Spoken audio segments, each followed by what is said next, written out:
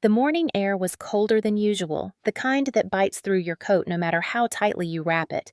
I stood on the porch of the house I'd spent years paying for, the same house my mother now claimed as hers. She stood by the doorway, arms crossed, eyes void of warmth. "You've done enough, Claire. Go live your own life. This isn't your home anymore." Her voice was calm, almost polite, like she was dismissing a stranger, not her own daughter. I stared at her, trying to process what I had just heard. "What did you just say?" I managed to whisper, my breath visible in the cold. "Janet Bennett?" My mother didn't even flinch. "You heard me. I want peace in my life, and that means you leaving. Monica and Craig will take care of me now. You've done your part." My throat tightened. A week ago, I had wired $40,000 to clear her credit card debts. I had canceled my vacation, skipped meals, and worked overtime to make that payment happen. And now she was standing there telling me to leave as if I were some ungrateful tenant overstaying my welcome. My hands trembled, not from the cold, but from disbelief. "Mom," I said quietly, "I paid off your debt, the bank statements, and I thanked you." She interrupted, her tone clipped. "That doesn't give you the right to stay here forever. You need to move on, Claire. You're 34, not a child. Move on." From what? From her. From the years of carrying her bills, of cooking her dinner, of listening to her late-night regrets about a husband she never appreciated. I took a step back, my suitcase bumping against my leg. Inside the window, I saw Monica's reflection. My older sister stood behind the curtain, smirking as if she had been waiting for this moment. Her husband, Craig, leaned in the doorway holding a coffee cup like he owned the place. He looked at me with mild amusement, the kind reserved for a pet finally being told to stay outside. "You can't be serious," I said, my voice trembling now. "You're just going to throw me out after everything I've done?" Janet tilted her head, feigning sympathy. "You're too sensitive, Claire. I'm doing what's best for all of us. Monica wants me to live with her. It's time for you to find your own path." The betrayal didn't come all at once. It came in layers. Her voice, her indifference, my sister's smug silence. My heart thudded, and suddenly the years flashed in front of me. Every dinner I cooked, every bill I paid, every apology I swallowed. And for what? To be treated like a disposable paycheck? I looked at Monica. "You planned this, didn't you?" She shrugged. "Mom deserves comfort. You've had your turn." My mother didn't defend me. She didn't even look ashamed. She simply turned her back and picked up her tea. That small motion broke something inside me. The world around me felt suddenly silent. No wind, no sound, just a deep stillness that followed betrayal. And then, something unexpected happened. I stopped shaking. The sadness that had anchored me for years began to lift, replaced by a strange, quiet clarity. I nodded slowly, forcing a smile. "All right, Mom. You'll get what you wanted." She glanced over her shoulder, satisfied, believing she'd won. But my voice stayed calm, steady, deliberate. "Just remember," I said, meeting her eyes, "this house might feel like yours, but the deed doesn't say your name." Her expression flickered confusion, disbelief, and then annoyance. She waved me off. "Don't be dramatic, Claire." I lifted my suitcase, turned toward the street, and smiled again. Not because I was happy, but because the game had finally begun. I used to believe that family was a kind of debt you could never finish paying. When my father, Robert Bennett, passed away 6 years ago, that belief became the center of my life. He had been the quiet one, the balance between my mother's sharpness and my sister's ego. When he was gone, everything tilted. My mother, Janet, began to unravel in ways I hadn't seen before. She spent money she didn't have, signed up for credit cards she couldn't manage, and bought things she didn't need. "Your father wanted me to live comfortably," she would say, as if that justified every new expense. I was 28, working long hours at a regional bank, trying to climb the ladder and save for my own place. But after Dad's funeral, I couldn't bring myself to leave her alone. Monica, my older sister, moved to Chicago with her husband Craig and cut off nearly all contact. "Mom's your problem now," she had said, half-jokingly, though there was no humor in her tone. I told myself I was staying out of love, but deep down I knew it was guilt. Guilt for not being the perfect daughter. Guilt for sometimes resenting her. Guilt for being the one who survived Dad's expectations. At first, living with her wasn't terrible. We had dinners together, shared memories of Dad, even laughed occasionally. But slowly, almost imperceptibly, she began to expect more. "Could you cover the water bill this month? The car needs new tires and you make more than I do. Your father left you his discipline, Claire. You should use it for something useful." Each request came with a thread of guilt woven through it, pulling tighter every time I hesitated. Soon it wasn't asking, it was demanding. I found myself working overtime just to keep up. My paycheck came and went before I even touched it. I remember once suggesting that she could get a part-time job again like she used to. The look she gave me still burns in my memory. "After all I sacrificed for you, you think I should start over at my age?" It wasn't a question. It was a verdict, and I was the defendant. Monica occasionally called to remind me of how noble I was for staying the kind of nobility that felt more like stupidity every year. "You've always been too soft," she said. "Mom knows how to play you." I laughed it off at the time, but she was right. My mother had learned that tears were more powerful than words. When I tried to set boundaries, she'd grow quiet, then sigh, then whisper something like, "I miss your father. He never would have left me alone like this." And that was it. The guilt would swallow me whole again. I kept hoping she'd change, that one day she'd wake up and realize how much I'd done for her. But every act of kindness seemed to buy me more resentment, not gratitude.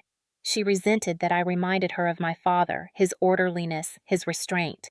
She once said, "You even fold towels the way he did." "It's like you're haunting me with him." I didn't know how to respond to that, so I said nothing. Instead, I tried harder. I paid off one of her loans thinking it would bring peace. It didn't. She simply opened another account. And every time I confronted her, she deflected with one line that cut deeper than any insult. "You wouldn't have what you do without me." She was right in a way, and that truth kept me chained to her. I was trapped in the logic of debt and love, unable to separate the two. When the credit card bills arrived, stacked in a brown envelope one January morning, I made the worst financial decision of my life. I cleared her debts in full.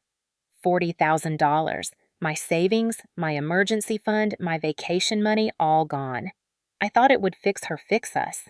That night she hugged me, thanked me, and said, "You're such a good daughter." It was the last time she ever said those words to me. From then on, it wasn't gratitude she felt. It was ownership. She believed that by saving her, I'd surrendered the rest of my life to her control. I didn't know it yet, but that single decision would be the key to everything that came later, the betrayal, the humiliation, and the quiet revenge that would finally set me free. The shift wasn't sudden, it was slow, calculated, and almost invisible at first. My mother had a way of turning love into leverage. Whenever I brought home takeout or surprised her with something nice, she would sigh dramatically and say, "Your father would be proud. You're the only one who really cares about me." But when I tried to rest on weekends or mentioned going out with friends, the tone changed. "Oh, must be nice to have time for fun while your mother sits home alone." It wasn't the words, it was the weight behind them. Each sentence was designed to remind me that my existence revolved around her comfort. I started canceling plans. My friends stopped inviting me out after a while. It was easier to stay home than deal with her cold silences. She didn't yell or curse. She just withdrew, made sure I felt the chill of her disappointment. And every time I was the one who broke first. "I'm sorry, Mom. I'll stay in tonight." She'd smile, faintly satisfied, as if I had just done the bare minimum. Monica, of course, called occasionally not to check in, but to compare. "You're still living with her," she'd ask, her tone, half pity, half judgment. Craig and I could never handle that. "You're too soft, Claire. You always were." I used to defend myself. "Someone has to take care of her," Monica would laugh. "No, someone has to take responsibility for their own life. But I guess that's not you." Then she'd hang up, leaving me feeling smaller than before. Over time, I started to notice the patterns. Every time I pushed back, Mom found a new way to guilt me. If I was late from work, she'd text, "It's dark out." Anything could happen. "But I guess my safety isn't your concern." If I bought something for myself, she'd ask, "Did you really need that when the water heater's been making that noise?" It was endless, and I was tired, but exhaustion had a way of muting reason. When you're constantly trying to prove you're not a bad daughter, you stop noticing how much of yourself you're giving away. There was one night in particular, rain drumming against the windows, the air thick with the smell of old tea. I came home late, drenched from missing the last bus, and found her sitting in the dark. "You didn't even call," she said softly, not looking up. "Do you know what that does to me? I sit here wondering if you're lying in a ditch somewhere." "Mom, I was working late. I texted you. You think a text replaces a voice." "When your father was alive, he always called. That was her favorite weapon, my father. She used his memory like a blade slicing through my defenses. It always worked." I sat beside her, apologizing again, promising to do better. She reached over, patting my hand, and whispered, "You're all I have, Claire. Don't forget that." That night, I couldn't sleep. Not because of guilt, but because I realized something had changed. The tone in her voice wasn't love anymore. It was possession. I began to understand what Monica had meant when she said Mom knows how to play you. But it wasn't just a game. It was control dressed as affection. I told myself I could endure it, that maybe with time, things would get easier.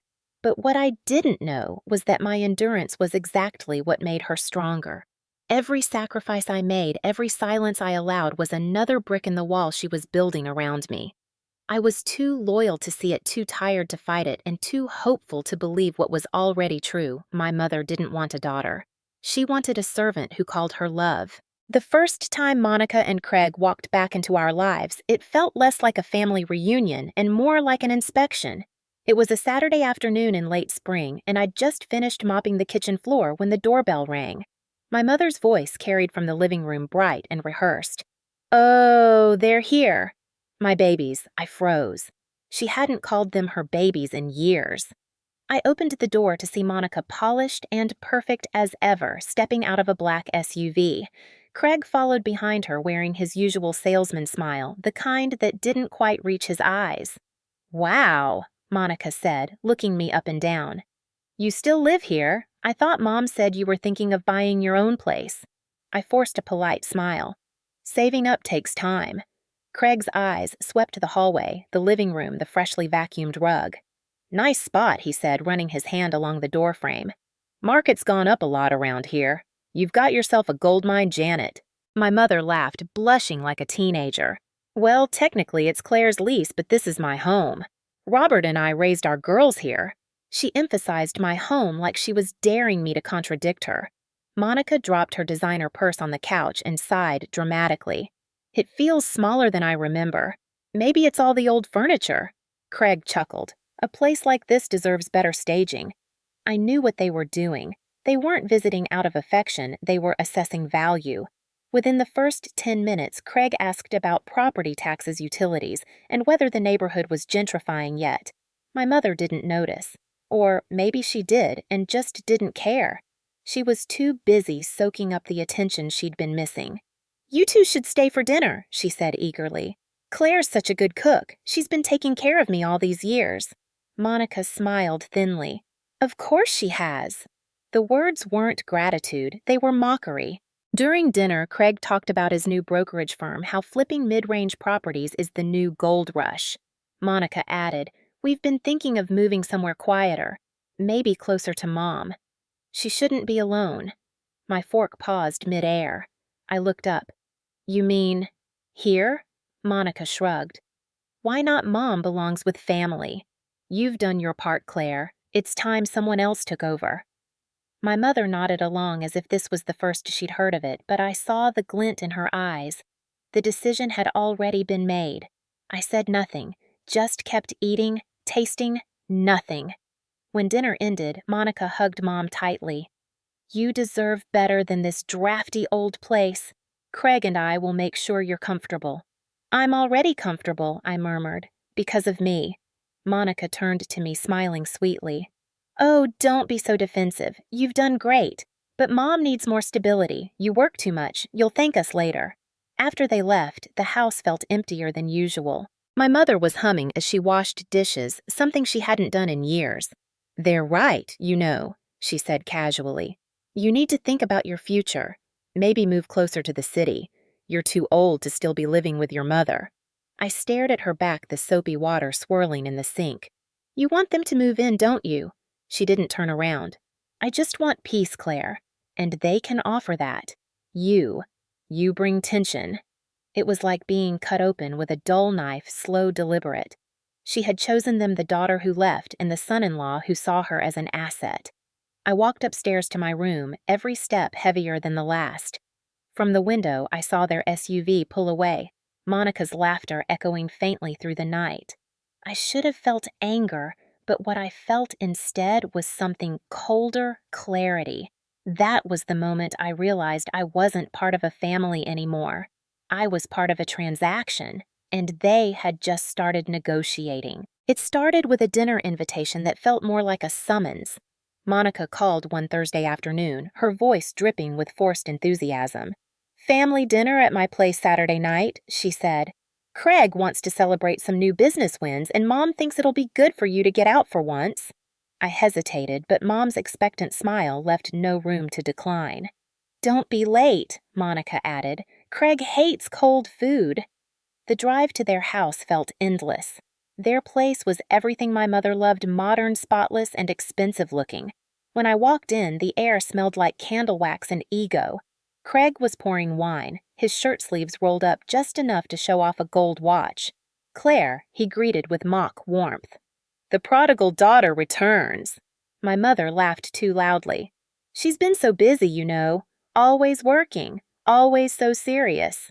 Monica appeared from the kitchen in a sleek black dress, holding a tray of appetizers like she was hosting a talk show. "We were just saying how you and Mom have been attached at the hip for too long," she said sweetly. "It's time for everyone to breathe." I set my purse down, ignoring the jab. "I'm glad Mom's happy," I said, keeping my tone neutral. Craig raised an eyebrow. "She's about to be even happier. We've been talking, and we think it's time she moves in with us permanently." My stomach tightened. "You think?" Monica smiled as if she'd rehearsed this moment. "It's what's best for everyone. Craig and I have space. Mom gets stability, and you finally get to live your own life. It's a win-win." I looked at my mother, expecting hesitation, but her face was serene, almost relieved. "They're right, Claire," she said. "You've done enough. You need to focus on yourself now." Her words landed like stones. "After everything I've—" "Oh, don't start," she interrupted, waving a hand. "You make it sound like you're a martyr. I didn't ask you to do all that. You just took it upon yourself." Craig leaned back, smirking. "She's got a point. You've been acting like Mom owes you something." I froze. "I paid off $40,000 of her debt." And Craig's tone was casual, cruel. "That doesn't mean you own her. It's family, not business." The laughter that followed wasn't loud, but it was enough. My mother covered her mouth like she was trying to stifle a giggle. Monica rolled her eyes. "Claire, you really need to let go of this victim complex. Mom's happy with us. You should be happy for her." My face burned, but I kept my voice steady. "So, what happens to the house?" Craig shrugged. "Oh, we'll handle it. The lease can be transferred. I've got contacts who can make it easy." I stared at him, realizing in that moment that they'd already discussed everything. My eviction, my replacement, even my mother's new life. It was all planned, and I was just the last one to find out. "You can't just—" "Claire!" My mother cut in, her voice sharp now. "Enough. You're being dramatic. This is my decision, not yours." I swallowed hard, the room spinning for a moment. Craig poured more wine, grinning. "You'll thank us later. Independence will do you good." Monica leaned forward, resting her chin on her hand. "Or, who knows, maybe you'll even meet someone. Then you'll realize we did you a favor." The laughter that followed felt like knives. I pushed back my chair and stood. "You're right," I said softly. "I've done enough. I'll move out." My mother smiled as if she'd just won something. "Good. I knew you'd understand." I didn't respond. I gathered my coat, ignoring Monica's smug expression. As I opened the door, Craig called after me. "Hey, don't forget to take your bills with you." The door closed behind me, cutting off their laughter. Outside, the night was cold and silent, but inside me, something had shifted. The humiliation burned, yes, but beneath it, something else began to stir. Not rage, not sorrow, something sharper, something patient. The kind of calm that comes before a storm. That night, I packed in silence. The clock on the wall ticked louder with every folded shirt, every zipped suitcase. My mother had already gone to bed early as usual when she didn't want to talk. Her bedroom door was closed, but the faint light underneath it reminded me that she was still awake, pretending not to hear me moving. It was easier that way for her. Denial always had been her comfort zone. I stood in the middle of the room I'd called mine for years and looked around. Every inch of it carried some trace of me: posters from my college days, the desk I bought with my first paycheck, the nightstand I fixed when Mom said hiring a handyman was a waste. I used to think this house was a monument to everything I'd given. Now it just felt like a museum of my mistakes. I placed the last box near the door, took one final look, and whispered, "Done." But leaving wasn't as simple as walking out. I paused at her door. My hand hovered, wanting to knock, wanting to say something, anything, to demand why, to ask how $40,000 of love could mean so little. But what would that do? She'd twist it into guilt, as she always did. "You're overreacting. You're too emotional. You'll regret walking away from family." No. This time I wanted to walk away without her voice following me. I slipped a sealed envelope under her door instead. Inside was the lease agreement, all the utility bills, and a note. "Mom, everything tied to this house rent insurance taxes is under my name. From this moment, you handle them. Take care of yourself." It wasn't bitter. It wasn't angry. It was factual. My goodbye didn't need fire. It needed finality. I pulled my coat tighter and headed for the front door. The smell of her favorite lavender candle hung faintly in the air. I used to love that scent. Tonight it just smelled like smoke after something burned down. As I opened the door, a voice behind me stopped me cold. Leaving so soon, Monica's figure appeared at the bottom of the stairs, her arms folded, wearing one of Craig's shirts like she owned the place already. "You didn't think I'd let you sneak off without saying goodbye, did you?" I stared at her, too tired to argue. "There's nothing left to say," she smirked. "You always make everything so dramatic." "It's just a house." "No," I said quietly. "It's my life you turned into your investment." She rolled her eyes. "Oh, please. You act like a martyr. We're helping Mom, not stealing from you. She wants this. She chose this." I picked up my suitcase, meeting her gaze. "Then she can live with the choice." "Good," Monica said, stepping aside. "Don't come back crying when you realize no one owes you anything." I smiled faintly. "That's the first true thing you've ever said." I stepped past her and out into the cold night. The air hit my face like freedom disguised as frost. I walked down the driveway past Craig's expensive car gleaming under the porch light and didn't look back. For the first time in years, there was no guilt tugging at my spine. Only clarity. They thought they'd won. They thought I'd left defeated, humiliated, broken. But they didn't know the truth. The deed, the bills, the ownership, everything tied to that house had my name on it. They were sitting in comfort I built, surrounded by things I paid for. And soon they'd learn what it really meant to take from me. The game had changed. They just hadn't realized yet that I was the one holding the pieces. A week after I left, silence filled my phone. No calls, no messages, just the kind of emptiness that comes after someone has written you out of their story. I knew Mom wouldn't reach out. She had Monica now, and Monica had Craig. That was the new hierarchy. Still, I couldn't help checking the shared email account I'd used to manage Mom's bills. Old habits die slowly, and control leaves a residue. The first sign came 3 days later, a notification from the utility company. The payment had bounced. Then another from the bank reminding me that the automatic withdrawals were still tied to my name. They hadn't changed a thing. They hadn't even noticed. I didn't cancel anything, not yet. I wanted to see how long it would take before they realized how deep they were in. The following weekend, a friend from work called. "Claire, didn't you used to live on Brookside Lane?" "Yeah," I said cautiously. "Why?" "Because I just saw your sister showing it off on social media. Something about renovating and investing in property." She tagged a real estate page. I felt a slow, cold laugh rise in my chest. They weren't just moving in, they were claiming ownership. It was exactly what I expected from Monica and Craig.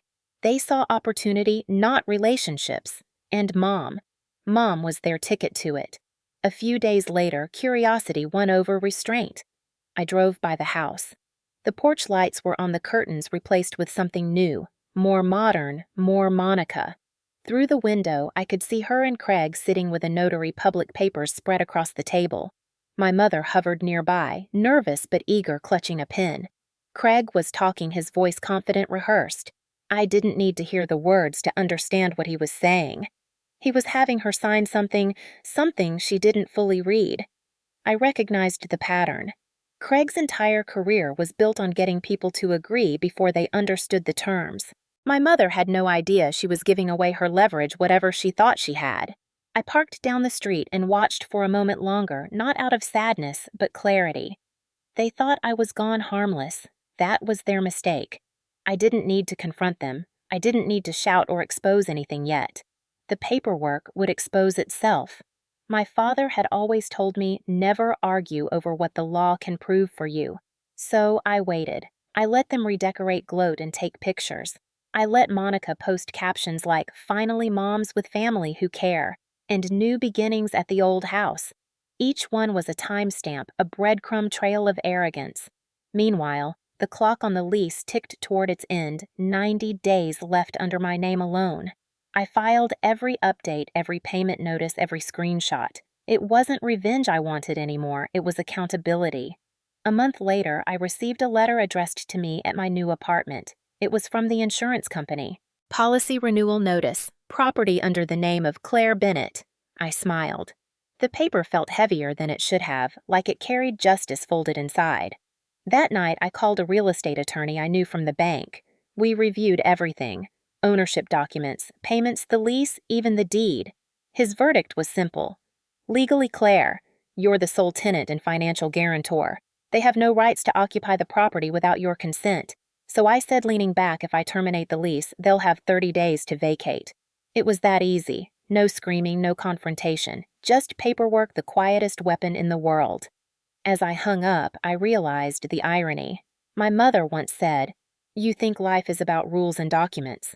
She was right, and for the first time, those rules were mine to use. 3 weeks passed before I heard her voice again. "Claire," she said on the phone, "I just wanted to tell you that everything's fine. Monica and Craig have been wonderful. You don't have to worry about me anymore." Her tone was light, rehearsed, almost smug. I could hear the clinking of glasses in the background. A celebration, maybe. "That's great, Mom," I said evenly. "I'm glad you're comfortable." "Oh, I am," she replied quickly. "Craig says the house feels more alive now. He's even fixing the kitchen tiles. We're planning a small party next week. You should stop by." She said it like an afterthought, as if inviting a stranger out of obligation. "I'll think about it." I lied. After we hung up, I sat in silence. I already knew about the party. Monica had posted it online days earlier. She called it a new chapter. The caption beneath her smiling photo read, "Home is where you finally take control." Beneath it, Craig commented, "And where the paperwork's finally worth it." That line was all I needed to confirm what I suspected. They had no idea how deep their mistake ran. Saturday came, and with it, the hum of expensive cars lining the driveway of the home I still legally owned. I parked down the street far enough to watch without being seen. Through the wide living room windows, I saw laughter glasses clinking, and the kind of fake affection families use to convince themselves they're happy.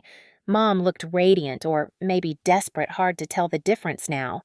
Monica stood beside her like a queen receiving her crown. I waited until the party was winding down before approaching the house. When I knocked, the sound echoed through the music until everything fell silent. Craig opened the door, half drunk, half irritated. "Well, look who it is," he said, smirking. "Didn't think you'd actually show." Monica's voice floated from behind him. "Claire? Wow. Bold move." My mother appeared a second later, face tightening as she saw me. "Why are you here?" she asked flatly. I stepped inside, ignoring the tension. "I came to drop something off." Craig crossed his arms. "You couldn't have mailed it." "No," I said, handing him a large brown envelope. This felt more personal. Mom's voice hardened. "You're not welcome here." "I know," I said calmly. "But you should at least read what's inside before you say that again." Craig tore open the envelope and pulled out the documents. His eyes scanned the pages, the confidence draining from his face. Monica leaned closer, reading over his shoulder. "What is this?" she demanded. "It's the lease termination," I said, keeping my tone even. "As of next month, the tenancy ends. The property and all utilities are under my name, which means you'll need to find somewhere else to live." The room fell silent except for the faint hum of the refrigerator. My mother blinked, confused. "What are you talking about?" "This is my house." "No, Mom," I said softly, almost kindly. "It hasn't been yours since Dad passed. You never renewed ownership. The deed, the payments, the taxes, they're all mine." Craig's jaw tightened. "You can't do this," he said. "We just already did," I interrupted. "Everything was done through legal notice. You'll be receiving it officially next week." Monica's face twisted into disbelief. "You're bluffing. Try calling the property office on Monday," I said. "They'll confirm it." My mother's expression flickered between shock and anger. "You're heartless," she hissed. "After everything I've done for you." "You're right," I said quietly. "Everything you've done brought us here." I turned toward the door. "Enjoy the rest of your evening." As I stepped outside, I heard Craig's voice rising angry now, desperate. Monica was yelling about lies and signatures, about how could you not know. My mother's voice cracked, breaking under the weight of her own choices. I didn't turn back. I didn't need to. The house behind me wasn't just walls and windows. It was a stage collapsing finally under its own performance. For years, they'd mistaken my silence for weakness. Tonight, they learned it was strategy, and this was only the beginning of their undoing. The letter arrived the following morning, perfectly timed, professional, legal, undeniable. A thick white envelope stamped with the seal of my attorney. I didn't have to be there to see it land in their mailbox. I could picture it clearly. The silence before the storm. The pause before the realization. That same afternoon, my phone buzzed nonstop calls from unknown numbers, texts from Mom, from Monica, even from Craig. I didn't answer. I didn't have to. Everything that needed to be said was written in black and white inside that envelope. Later that evening, curiosity tugged at me.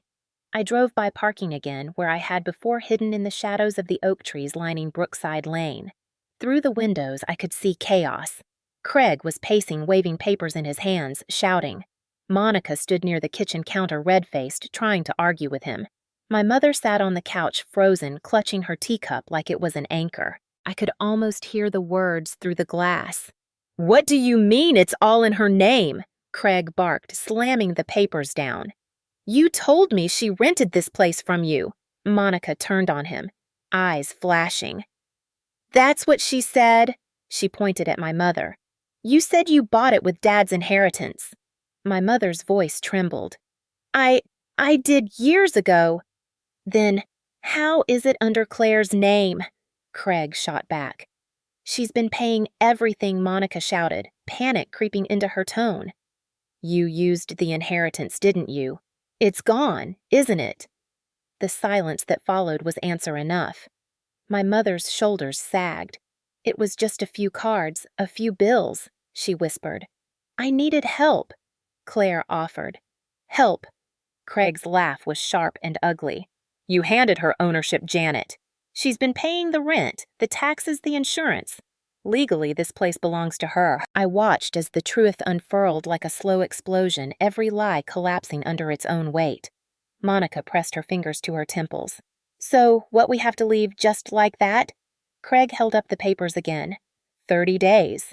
And not just that, she's ending all utilities too. Everything's under her name. We have no rights to stay. My mother's voice cracked. "She wouldn't do that to me.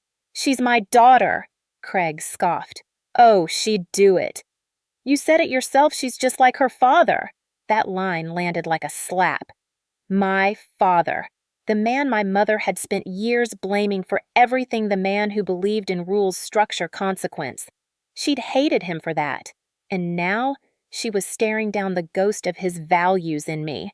I watched for a moment longer, the light flickering against their faces.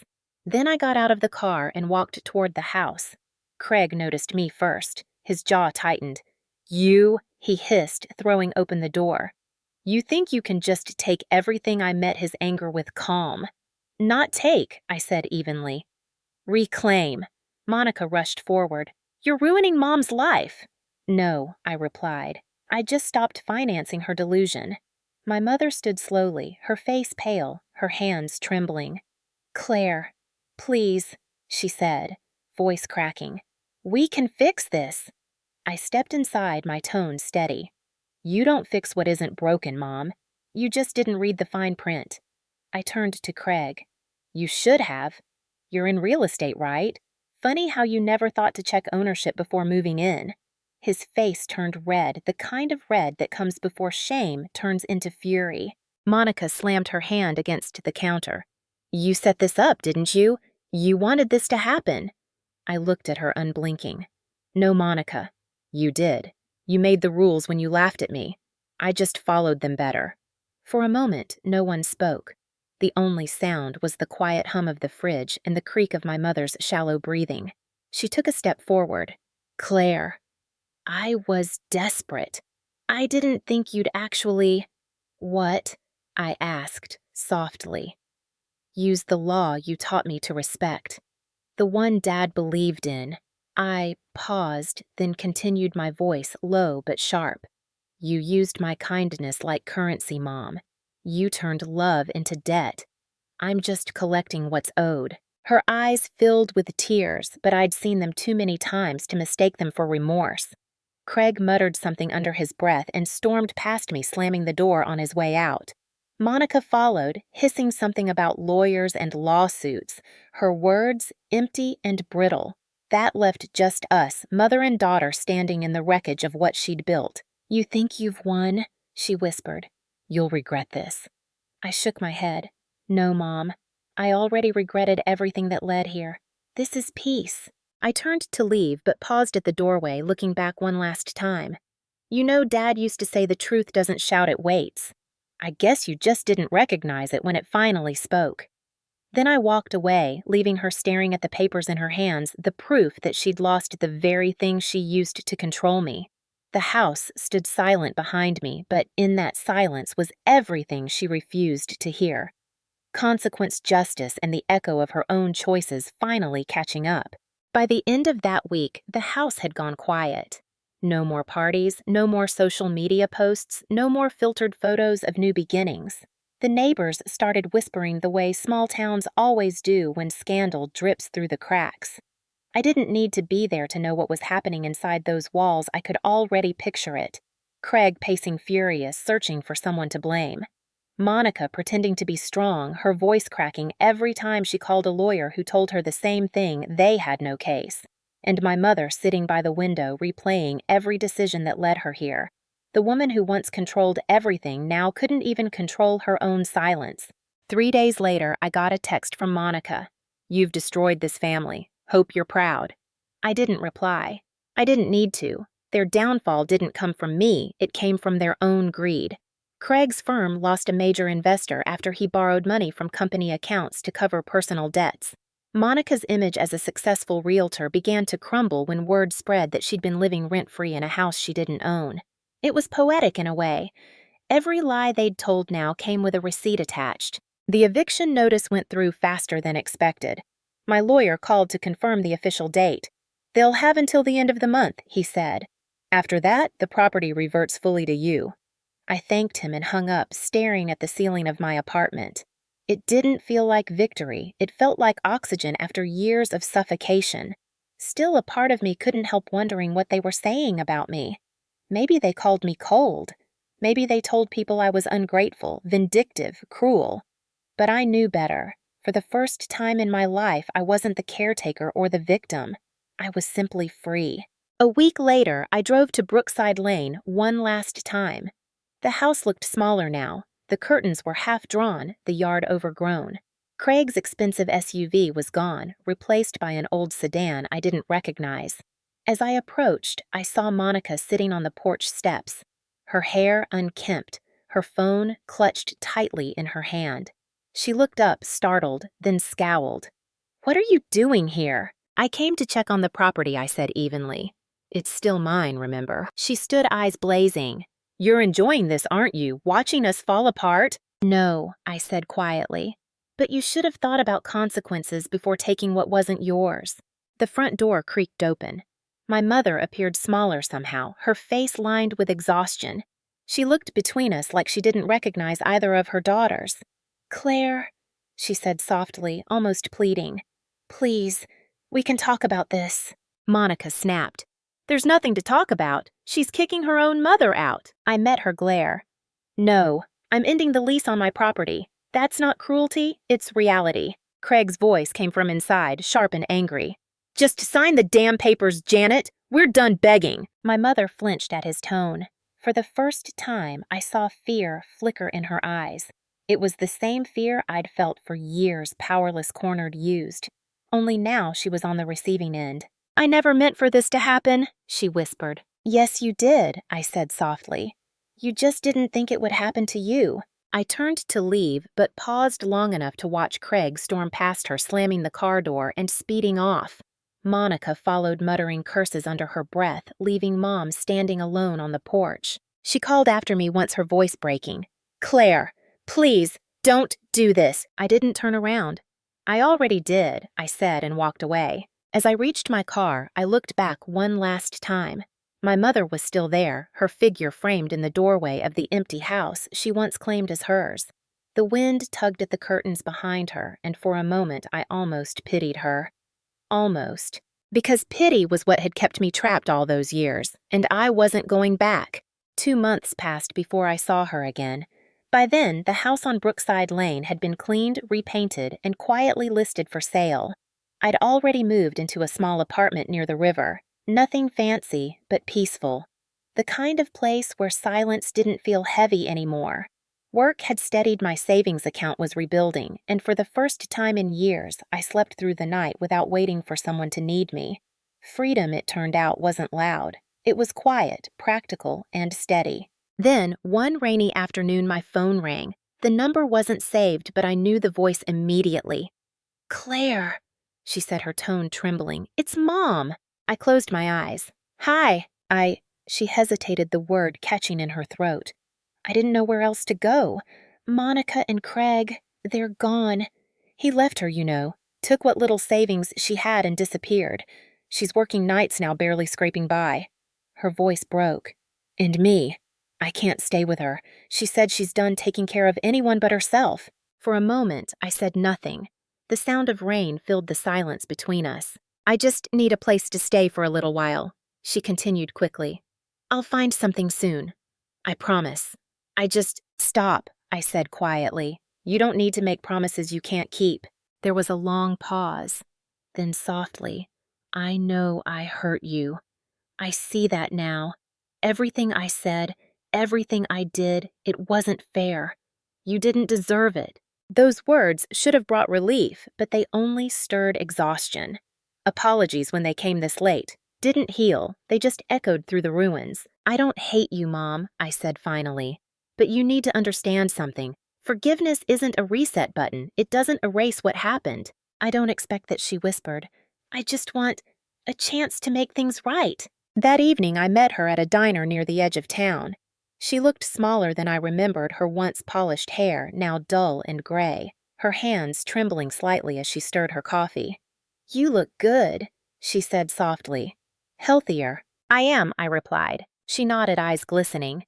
I kept thinking, if your father were here, he'd tell me I had it coming, and he'd be right. I studied her face, the woman who once seemed indestructible, now crumbling under the weight of her own choices. For the first time, I didn't see her as a villain. I saw her as a tired, frightened person who had mistaken control for love and pride for strength. I'm not here to punish you, I said, but I'm not here to fix you either. She looked down. I understand. I can help you find a place, I continued. A small apartment close to town. I'll cover the first 3 months' rent, nothing more. Her eyes widened. You'd do that? Yes, I said, but only once. After that, you stand on your own. No guilt, no manipulation. No calls asking for money. If you do, I'll block your number again. This is the last bridge I'm willing to build. Tears spilled down her cheeks, silent and unguarded. Thank you, she whispered. I don't deserve you. I looked at her steadily. Maybe not. But you're still my mother. And I need peace more than I need revenge. We finished our coffee in silence. When we stood, she reached out to hug me. For a second, my body froze the reflex of someone who'd spent years bracing for impact. Then slowly, I let her. The embrace was awkward, fragile, but real. Not love, not reconciliation. Just an acknowledgement of what was left. A week later, I signed the lease for her new apartment, a modest one-bedroom on the east side, near a small park. I helped her move in carrying boxes marked kitchen and memories, but not baggage. When I left, she stood in the doorway smiling weakly. "I'll make you proud," she said. "I'm not looking for that," I replied. "Just honesty." She nodded and for once didn't argue. Driving away, I realized forgiveness didn't mean opening the door again. It meant walking away without bitterness. I hadn't freed her. I'd freed myself. And as the city lights blurred through the rain, I finally felt something I hadn't in years: closure. Not the kind you wait for, but the kind you create when you stop needing anyone else to give it to you. 6 months later, the world felt different. Lighter. I'd sold the house on Brookside Lane quietly, efficiently, and used part of the money to start my own financial consultancy. It wasn't about profit. It was about purpose. I helped women rebuild after financial manipulation those who, like me, had been convinced that love meant sacrifice, that family meant debt. Every story I heard mirrored pieces of mine. A mother's guilt, a partner's control, a child's exhaustion. But now when I told them, "You can walk away," I meant it with conviction, born of experience. One Friday afternoon, I sat in my new office by the window, watching the late sunlight spill over the river. My phone buzzed a text from Mom. "The apartment's good. I got a job at the bookstore. It's small, but I like it. Hope you're well." I stared at the message for a while before replying. "I'm glad, Mom. Take care of yourself." No bitterness, no sarcasm. Just peace. For the first time, our conversation ended without guilt or tension, just acknowledgement that the past no longer owned either of us. That evening, I drove out to the old neighborhood one last time. The house had new owners, now a young couple planting roses by the porch, laughing as they worked. I parked across the street, remembering how that same porch once echoed with shouting accusations and cold silence. Now it radiated warmth again. It was as if the house itself had healed after the poison drained from it. I thought of my father, then his quiet steadiness, his belief that people eventually face the balance of their choices. He would have understood this ending. Not revenge, not triumph, just equilibrium. As I turned to leave, a car pulled up beside me. For a moment, my breath caught. It was Mom's old sedan. She stepped out slowly, dressed simply, her hair pulled back. She looked older, but calmer. When she saw me, she hesitated, then approached with a faint smile. "I didn't know you'd be here," she said softly. "I didn't either," I replied. We stood side by side for a long moment, watching the couple in the yard. "It's beautiful again," she murmured. I ruined it for a while. I didn't correct her. Some truths didn't need polishing. "I wanted to thank you," she continued, "not just for helping me after everything, for letting me live with what I did. That was harder than punishment." I nodded slowly. "Forgiveness doesn't erase the debt, Mom. It just closes the account." She looked at me, then really looked at me with a kind of pride I hadn't seen since I was a child. "You're stronger than I ever was," she said. "Smarter, too. Your father would be proud." The words landed softly but stayed settling somewhere deep and steady. "I hope so," I whispered. We talked for a few more minutes about simple things. Her job at the bookstore, the customers who reminded her of me, how she was saving up for her own car again. When she left, she hugged me once more. This time, I didn't freeze. The embrace was brief but sincere, a silent truce between two women who'd finally stopped hurting each other just to feel connected. After she drove off, I stood there for a while, letting the evening air wrap around me. The world had grown quiet again, but it wasn't the silence of loss anymore. It was the silence of peace, the kind that comes when every bill has been paid, every truth acknowledged, and every chain finally broken. I walked back to my car, my phone buzzing again this time from a new client asking for help negotiating a financial settlement with her ex-husband. I smiled. The cycle was still happening somewhere, but I wasn't part of it anymore. I was on the other side, helping others escape what once trapped me. As I drove away, the sun dipped low, painting the sky in soft golds and reds. My father used to say sunsets are proof that endings can still be beautiful. He was right. And in that moment, I realized something important: strength doesn't always roar. Sometimes it just signs the papers, walks away, and never looks back. The past had taken enough from me. The future finally was mine to keep.